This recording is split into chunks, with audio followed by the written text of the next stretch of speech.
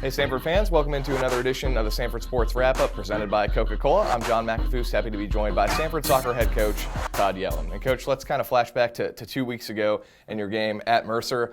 You fall 1-0 in the final minutes, and it ends an incredible streak for you guys. You had gone 30 games unbeaten in SoCon regular season play, a streak that spanned 3 calendar years. I know it's probably been tough to find the time to reflect on that, but have you been able to reflect on it at all or talk to the girls about what that streak kind of means to this program? You know, it was a tough weekend for us. We had back-to-back weekends on the road, but I think that speaks volumes about the consistency of the program, right? I mean, to be able to do that, to win championships against a very, very good conference is something that we are super thankful for and realize that doesn't come around that often. And then we'll just try to start another one, right? And but yeah, it's been a great group of kids to be a part of and to be able to do it over that time period. And I guess now we're just trying to keep the home streak going. And you do start a new winning streak. Last weekend you had a 2-0 win over UNCG, a 5-0 win over VMI, and I know the UNCG game a little more important to you because it was also the Shauna's House match. Yeah, I mean, this community has been amazing. Just this university, you know, we've been fortunate enough to raise over $150,000 over this time, and this university has probably contributed close to $60,000. And then to be able to, you know, to just have a great night and people come out and support and buy T-shirts and I guess you want to talk about streaks. We haven't lost on a Shauna's House night, so that's kind of nice as well. So it's a big night, super important to me and my family, and it's incredibly humbling, the love and support that this community has demonstrated to us. You've got senior day coming up this Sunday against Chattanooga, and one of your seniors and the captain on the team, Allie Laurie, has missed some time with an injury. What is her status moving forward?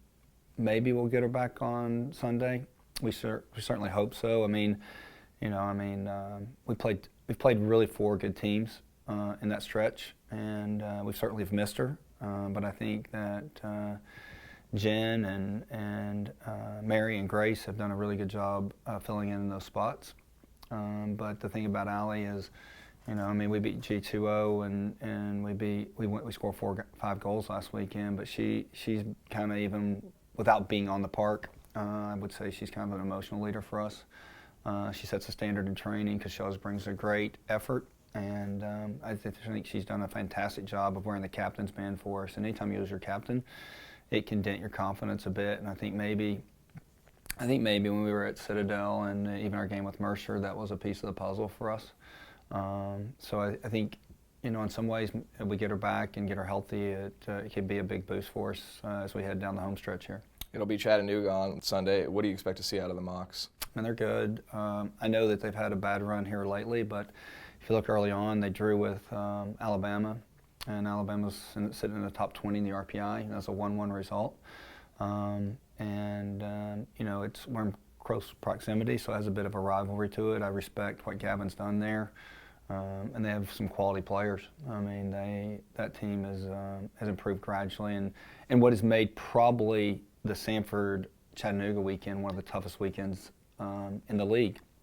So the big challenge for us, because they don't give up a lot of goals, is to push the ball across the line, and hopefully we can be successful and we can keep them off the board. And, you know, ultimately we need some help. We need either Citadel or Mercer to do us a favor against Furman, and then we have to do our part and try to get a win against a very, very good side in Chattanooga. And you've got tournament play coming up too, beginning next weekend.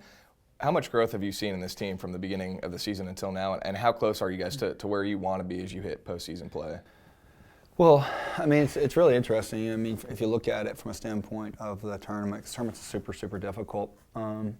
You know, probably when the streak ended, it took a bit of pressure off these kids because that's an enormous weight on their shoulders to try to keep that going. And so I think they've certainly maybe had a chance to catch their breath.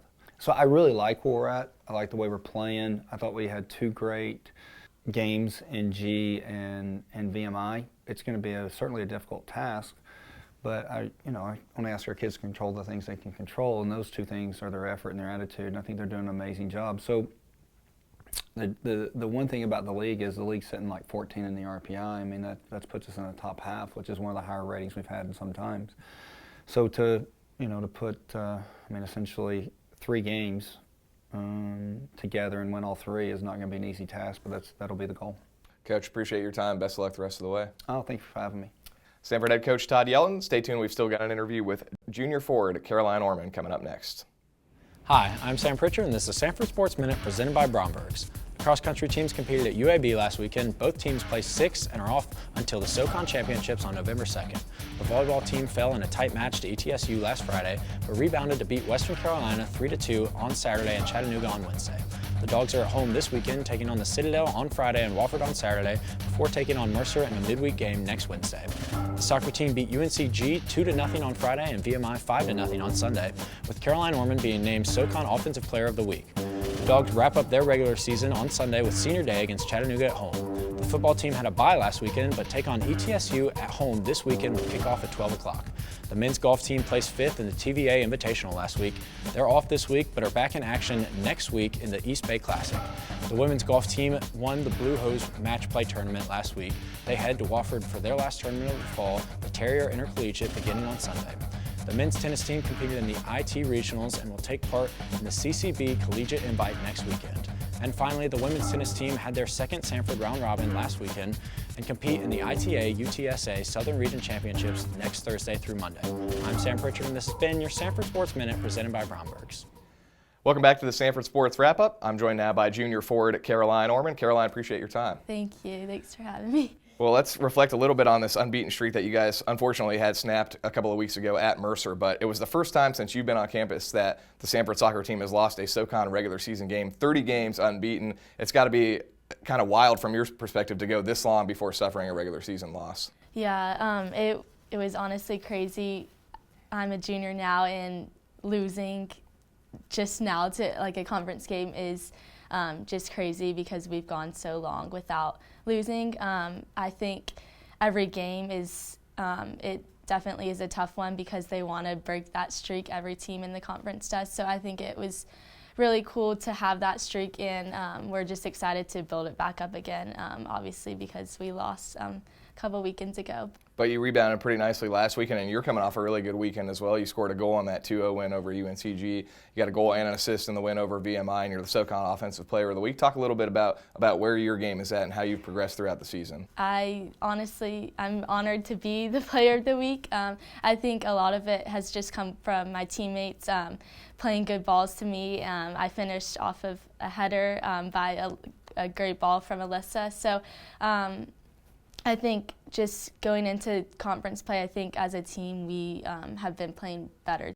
You're talking about how you're playing as a team, and a lot of your team is underclassmen. You've got a lot of freshmen on this team. Talk about how they've kind of developed and become a part of the culture, and from your perspective, you're one of the upperclassmen. Have you kind of taken on a bigger leadership role? Yeah, I think it's crazy. We do have almost more than half the team is freshmen, so I think a lot of them have stepped in and played huge roles this season because we needed them to, and it's pretty cool seeing now that I'm a junior being able to lead the team. I'm not super vocal, but lead by example, so it's been really cool.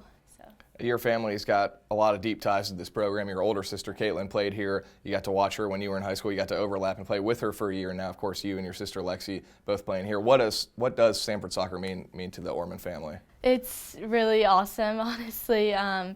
It was awesome playing with Caitlin freshman year, and just being able to play with your sisters has been honestly amazing.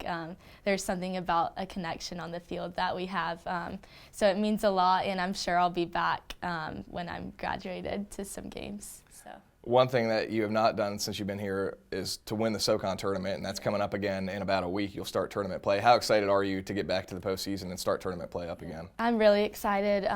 It honestly, losing last year was a bummer, so I think we're all pretty ready to get into the tournament and hopefully win and make it to the NCAAs, because that's what I want to do before I graduate. So, Caroline, appreciate your time. Best of luck the rest of the way. Thanks.